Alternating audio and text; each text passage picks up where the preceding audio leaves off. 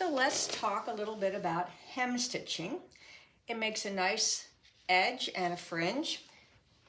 Before we had videos to watch on the computer, this was my go-to book, Finishing Touches for the Handweaver by Virginia West. I believe it's out of print right now, but if you get a hold of it, it's really nice.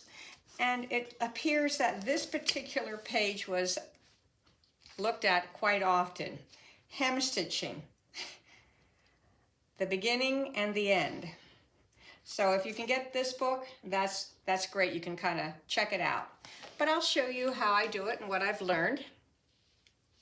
We're going to start though, because I want you to be able to see the yarn. I'm going to start with this green and then I'm going to weave with the lavender, because typically when you're weaving, you are doing your hem stitch is usually the same color that you're weaving. So I'm going to add that on again just for a contrast.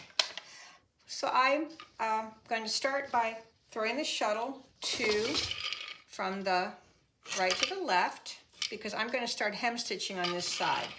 Now, what Virginia West suggests is that you have at least, if you notice, I'm keeping the shed open right now, that the thread you're going to be sewing with is at least 3 times the width of your warp. I like to go a little bit more. Sometimes I actually go 4 because, yes, I've run out, but I just go a little bit more than I need.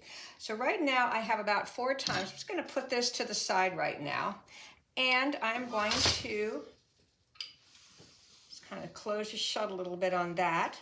But what I want to do, like I said, is I'm going to start weaving with this color just because you'll be able to see a better contrast. I'm just going to snip that off and start with the next, with the lavender, the light lavender. Put that in the shed, same shed, because I want it to go through here. All right, make sure everything's tightened up. And I'm going to go back and forth a few times. It's nice to have, what I'm going to do, I'm going to sew up to the, I'm going to do the hem stitching 3 rows. So I think I'll just maybe go a little bit here, maybe about an inch.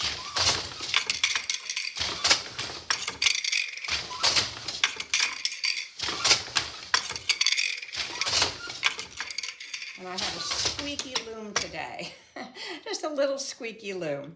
All right, so here's the thread that I'm going to be using to do the hem stitching.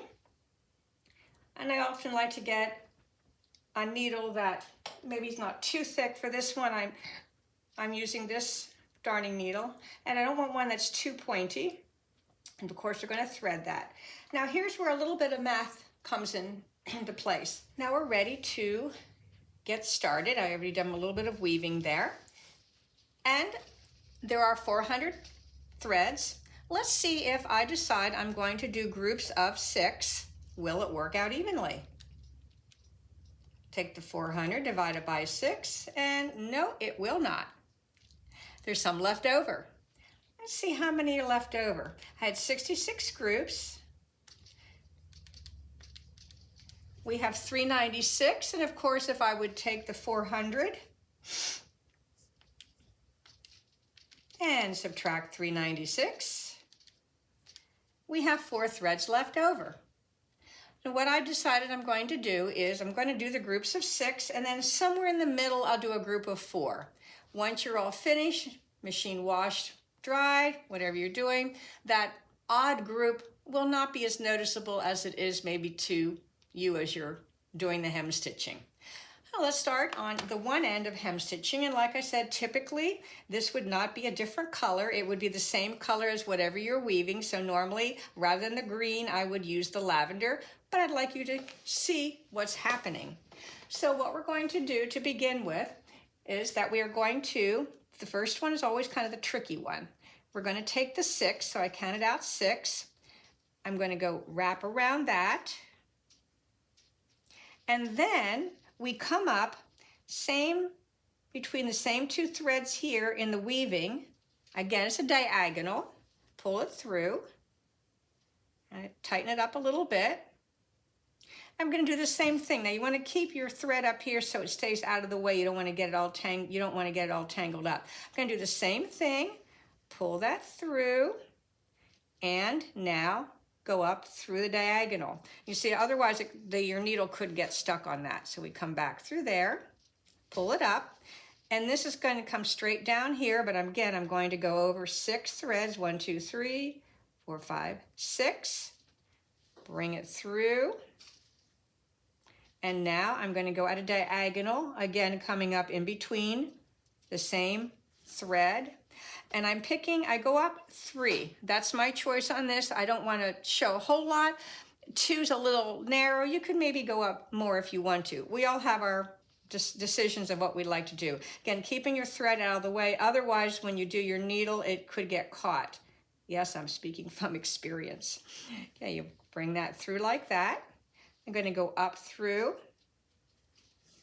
and pull it, kind of keeping them all kind of snug. I'm going to do a couple more.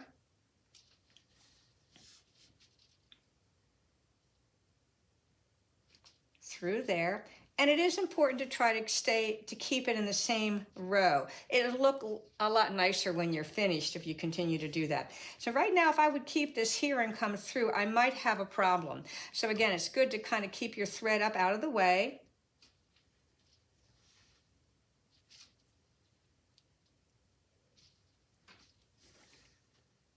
And of course, what I'll continue to do is go all the way across, and I'm going to stop in the middle and I'll show you where I'll do that little group of 4, and then we'll continue to the other end. All right, we can see how things are going. I'm about halfway through, and like I said, since I had 4 left over on this one, rather than taking 6, I'm going to take 4 this time. Group it and pull it through. And I will now go back to the 6. I will do the same thing on the other side. Somewhere in the middle, I'll take a group of 4 rather than 6 and continue to keep on going across until I get to the end of the piece of fabric that I'm hem stitching. Oh yeah, maybe that one right now you're going, oh, I can see it. Well, I'll tell you what, like I said, once it's all finished and machine washed and dried, you really won't notice it. Well, maybe you might, but other people won't see it. I'll get to the other end and I'll show you what we do with the yarn at that point.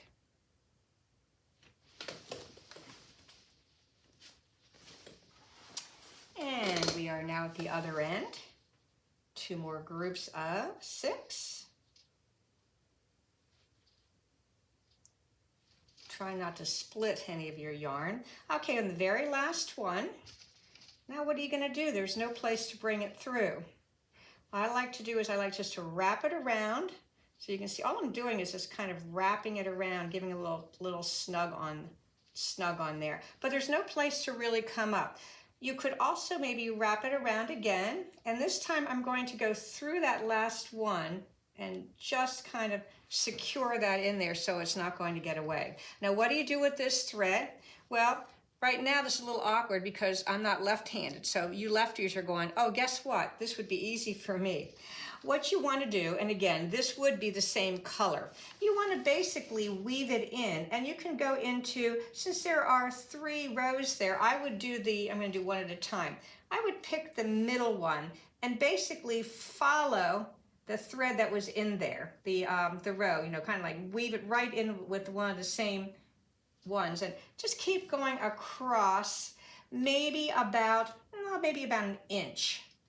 And when you get to you're done about an inch, then you can just snip it off. So I probably go over to about here, continue needle weaving it in if I needed to go up and down, whoever wanted to do. You could also, I would imagine, just do that when it's finished. But what I find is when things are under tension on the loom, it makes it a lot easier to do that needle weaving in, and then you're finished with that. And then the next thing we'll do is we would continue weaving however long your placemat, your table runner, your shawl, whatever you're doing, and then we're going to do the same thing, our hem stitching on the other end of the piece.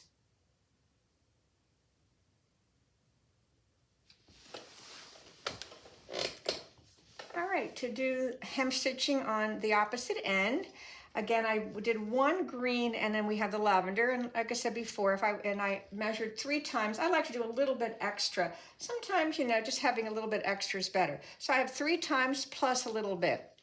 Now on the other end, we're still doing the 6, and you know, the mathematical issue that we have when you don't have exactly the number that's going to work it out to 6. We'll take care of that on this side as well. So what we'll do is I'll come around to the back. So I picked the 3 up, the first 6 up.